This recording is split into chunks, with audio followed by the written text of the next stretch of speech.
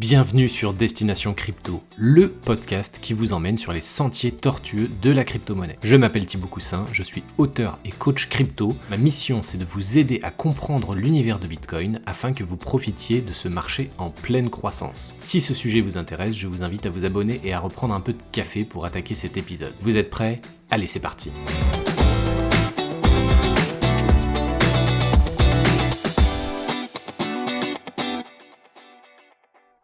Bonjour à tous, bienvenue dans ce nouvel épisode de podcast. Aujourd'hui, pas d'interview, je voulais avant tout revenir sur cette semaine un peu folle qui s'est passée à Biarritz parce qu'il y a eu deux événements majeurs pour lesquels j'ai participé.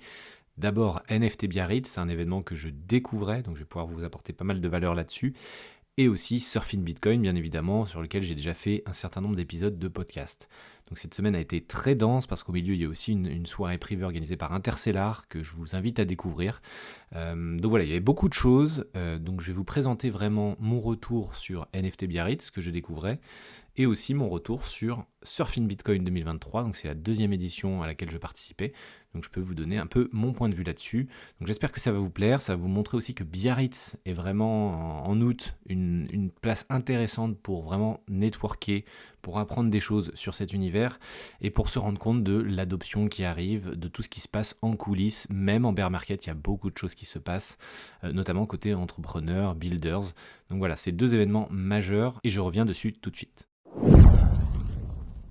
Commençons par ordre chronologique, donc d'abord NFT Biarritz qui s'est déroulé pendant 2 jours, lundi et mardi 21-22 août.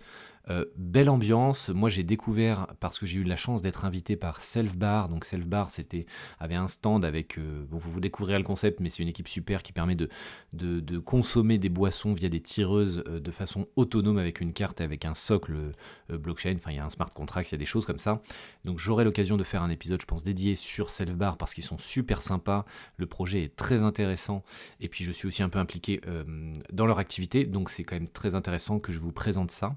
Mais toujours est-il que c'est grâce à eux que j'ai pu assister à cet événement pour le lundi, mais ça m'obligeait aussi de rester pas mal avec leur équipe pour expliquer le concept, le produit qu'ils mettent en place. Donc voilà, c'est pour vous montrer que je suis venu un seul jour à NFT Biarritz et j'étais aussi sur un stand, on va dire, donc je n'ai pas pu faire vraiment les observations si j'étais venu en observateur et pouvoir assister à toutes les conférences et ce genre de choses. Donc j'avais quand même un rôle à jouer pendant cette journée-là, mais j'ai quand même pu découvrir beaucoup de choses et relever un certain nombre de points très très positifs sur cet événement. D'abord l'ambiance qui est très détendue, très surf, très à la cool, on retrouve aussi cette ambiance à Surfing Bitcoin, mais donc là il y a peut-être un peu plus de proximité vis-à-vis de l'équipe qui organise tout ça. Donc ça c'est quand même très très important, notamment pour ceux qui débutent.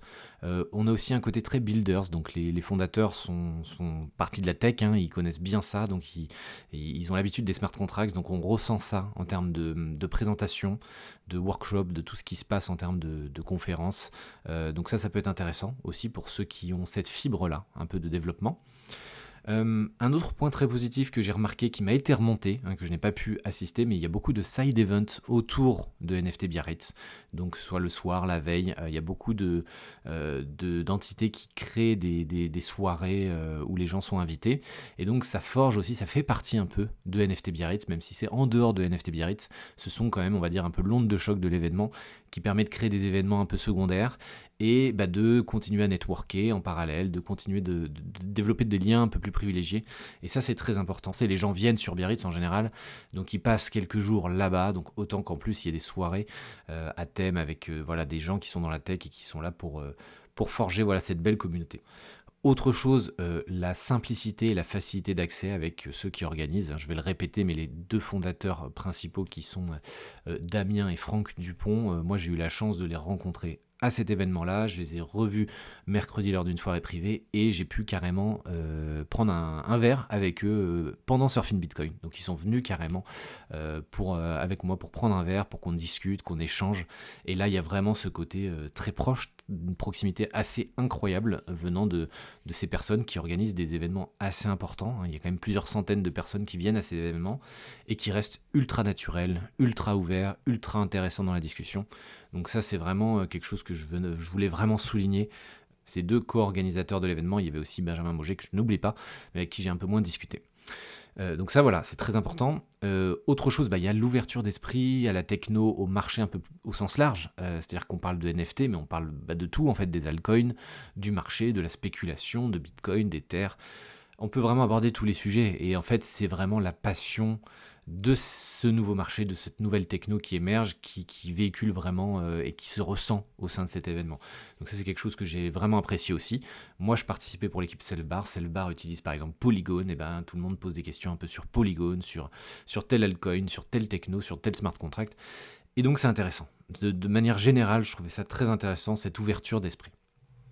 Autre chose très importante pour vous, sans doute, pour la prochaine édition de NFT Biarritz, parce que, a priori, ça va continuer, c'est déjà la deuxième édition, mais il y en aura sans doute une troisième, une quatrième, le prix est attractif. Et ça, c'est très important, c'est-à-dire que pour les 2 jours, c'était 180 € et tout était compris, ce qui est vraiment pas cher pour un événement crypto, parce qu'il y a des événements, j'ai pu assister à des événements à Paris où c'était plusieurs centaines d'euros. Surfing Bitcoin, on va revenir dessus, mais c'est aussi un prix beaucoup plus élevé.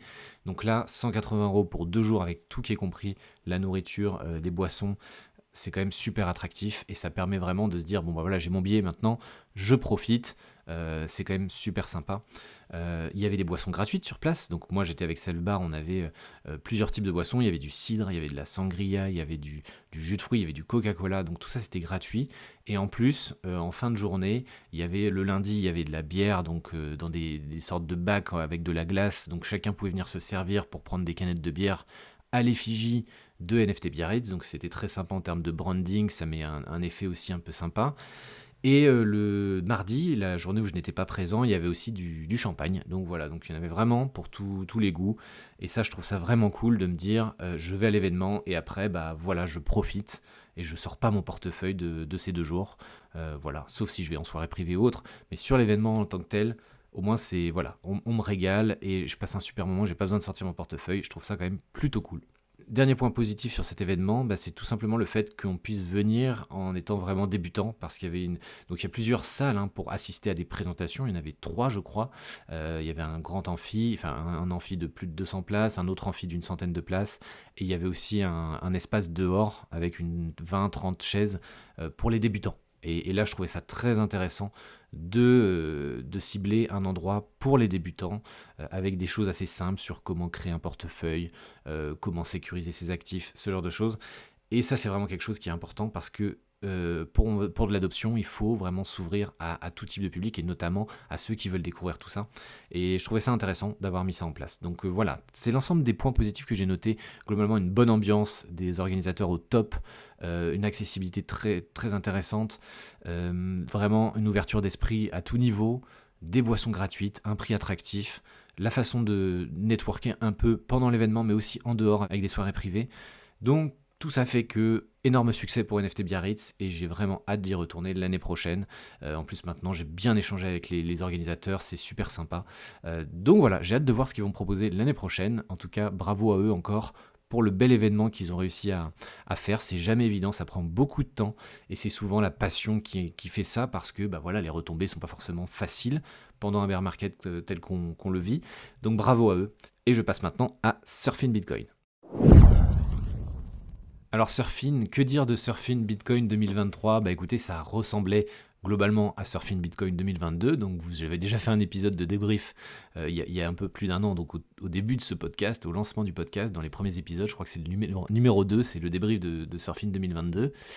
Donc globalement, les points positifs sont les mêmes, c'est-à-dire qu'il y a des salles qui sont très intéressantes, un vrai confort dans les salles, c'est très agréable de suivre des conférences, des panels dans ces salles, c'est quand même ultra confort, il y a des intervenants de très haute qualité, donc on a à la fois des banquiers, on a des experts du domaine, on a des techos, on a vraiment ce qui se fait de mieux en fait dans notre écosystème français, mais il y a aussi une salle bien évidemment pour les anglophones. Voilà, le lieu est sublime, on a toujours la mer, on a toujours plutôt beau temps, on a toujours cette belle grande terrasse parfaite pour faire du networking et pour discuter, pour échanger, pour partager cette passion. Les goodies aussi à l'entrée avec le tote bag, alors il y en avait aussi un NFT Biarritz, je ne l'ai pas mentionné, mais voilà, là aussi il y a beaucoup de goodies avec par exemple une gourde, un livre, voilà, il y a pas mal de petites choses, notamment des orange peel, donc des petits bonbons, et même du chocolat du Virunga, donc le lieu où Sébastien Gouspillou a installé sa ferme de minage, donc un parc national au Congo. Donc voilà, il y a pas mal de petites choses qui fait que c'est toujours un bel événement, c'est toujours un grand succès, c'est l'occasion aussi de tous se retrouver, tous parler Bitcoin. Et voilà, donc c'est globalement très très positif cet événement-là. Moi j'ai eu moins d'effet waouh cette année que l'année dernière, forcément je connaissais les lieux, je connaissais la façon dont sont organisées les choses, que les stands sont à l'entrée, le branding je le connais, la terrasse je savais, enfin je connais la vue, voilà. Donc et certes, l'effet waouh est plus important pour la première année parce que les lieux sont magnifiques, parce que le décor est sublime, parce que bah voilà, on découvre petit à petit. Et c'est aussi pour ça que j'ai eu un effet waouh plus important peut-être pour NFT Biarritz cette année, parce que je découvrais énormément de choses. Où là, j'ai perdu un peu de ça cette année avec Surfing Bitcoin 2023. Maintenant, ça n'enlève rien au fait que c'est exceptionnel, c'est super. Et voilà, je vous invite à y aller si vous connaissez déjà un peu Bitcoin, que vous voulez rencontrer des gens, que vous voulez assister à des conférences, que vous voulez networker, et bah Surfing Bitcoin 2023 c'est un incontournable. Donc voilà, c'est beaucoup de points positifs et vraiment à l'image de ce qui s'est passé l'année dernière. Donc un bilan très positif. Maintenant, je vais faire quelques petites remarques constructives sur ce qui aurait pu être amélioré. Le premier frein en fait à Surfing Bitcoin, c'est clairement le prix trop élevé.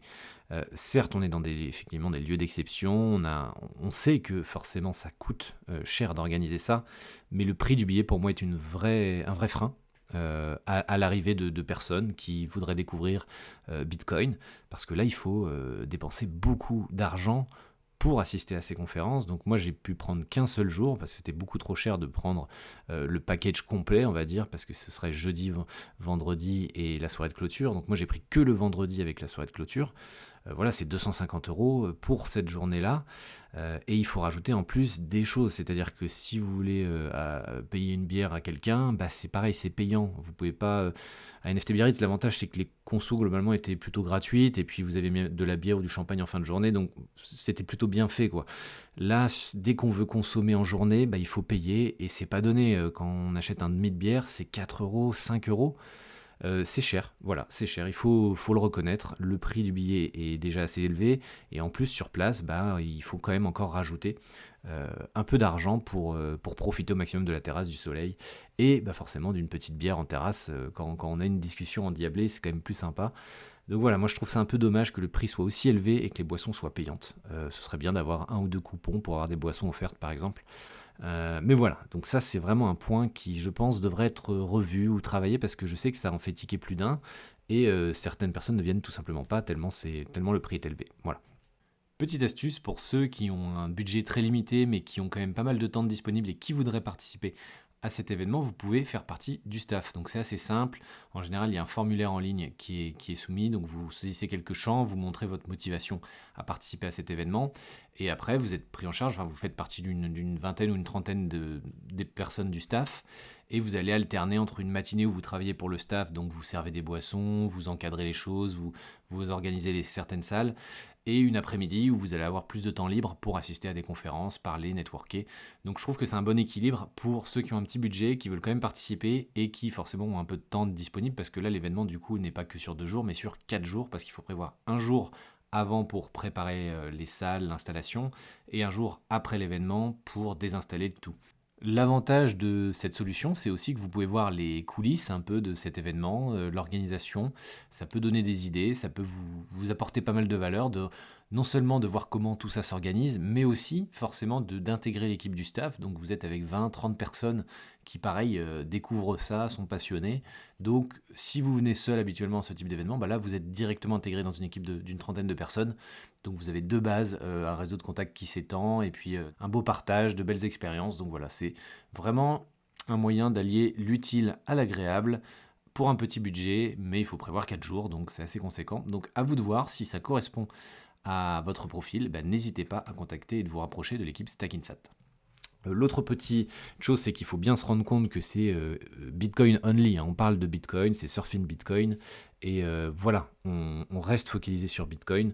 Les discussions sur les NFT, sur les altcoins, tout ça, il faut plus les avoir sur des side events ou sur du NFT Biarritz. On peut aborder certains sujets aussi sur Surfing Bitcoin, bien évidemment, mais globalement, on est très centré sur Bitcoin et ce que je comprends totalement. Et voilà, il faut juste bien se rendre compte que les deux événements, typiquement NFT Biarritz et Surfing Bitcoin, sont totalement complémentaires. Et ça, c'est très bien. Je comprends parfaitement que l'on ait envie de faire un truc uniquement sur Bitcoin parce que c'est clair et net que c'est un actif exceptionnel et pour moi, c'est le leader incontesté. Et je suis très content de parler de Bitcoin ces 2 jours-là. Par contre, si vous avez envie de parler aussi d'un peu d'autres choses, n'hésitez pas à aller plutôt sur du NFT Biarritz ou sur des événements qui s'adressent plutôt à ça. Voilà, il faut avoir conscience que c'est quand même majoritairement du Bitcoin, du Bitcoin, du Bitcoin. Et que voilà, si vous vous pointez pour espérer avoir des réponses sur Solana, Avalanche, Cosmos, vous allez pouvoir en trouver, hein, parce que j'ai échangé avec des personnes qui sont dans ces écosystèmes-là aussi. Mais globalement, ça va être centré sur Bitcoin, hein, c'est bien logique. Le dernier petit point que je voudrais rajouter, c'est que je ne suis pas sûr que ce soit un événement qui s'adresse aux no-coiners, c'est-à-dire à ceux qui ne connaissent rien sur Bitcoin, qui se disent « Tiens, il y a une conférence Bitcoin, je vais y aller, j'ai envie de découvrir cet univers, je n'y connais rien, j'ai envie de découvrir tout ça ». Je pense que c'est plutôt pour des gens qui ne sont pas forcément confirmés, mais qui connaissent déjà bien les bases de Bitcoin, qui savent que c'est un réseau décentralisé, un protocole ouvert, qu'il y en a 21 millions d'unités. Toutes ces choses-là, on ne va pas vous les réexpliquer de façon très didactique, très vulgarisée. Donc ça demande d'avoir un minimum de connaissances avant d'y aller. C'est ce que je recommande. Voilà, donc bilan de ce surfing, toujours les mêmes points positifs, le confort des salles, la qualité des intervenants, le lieu qui est sublime, la terrasse qui est parfaite pour le networking, les goodies et l'effet waouh quand même du package global qui est quand même assez impressionnant. Et voilà, 2 petits points sur lesquels on pourrait un peu travailler, c'est sur les boissons payantes, je pense que c'est un peu dommage. Et puis peut-être ouvrir un peu les sujets sur des choses pour les débutants, pour attirer aussi un peu plus de monde. Pas que se centrer sur des choses très pointues, mais aussi faire de la vulgarisation très simple pour ceux qui voudraient découvrir tout cet univers. Voilà, c'est tout, c'était le bilan de ma semaine de Biarritz. J'ai hâte de voir les prochains événements qui vont se dérouler, mais aussi de revenir à Biarritz l'année prochaine pour assister à nouveau à ces événements et en découvrir d'autres. J'ai appris qu'il y avait Cryptoxer en janvier aussi, qui est un événement apparemment incontournable avec des organisateurs au top que j'ai rencontrés lors de cette semaine justement. Donc voilà, j'ai hâte de découvrir tout ça, j'espère que ça vous a plu et moi je vous dis à très vite, à la semaine prochaine pour une nouvelle interview. Salut à tous!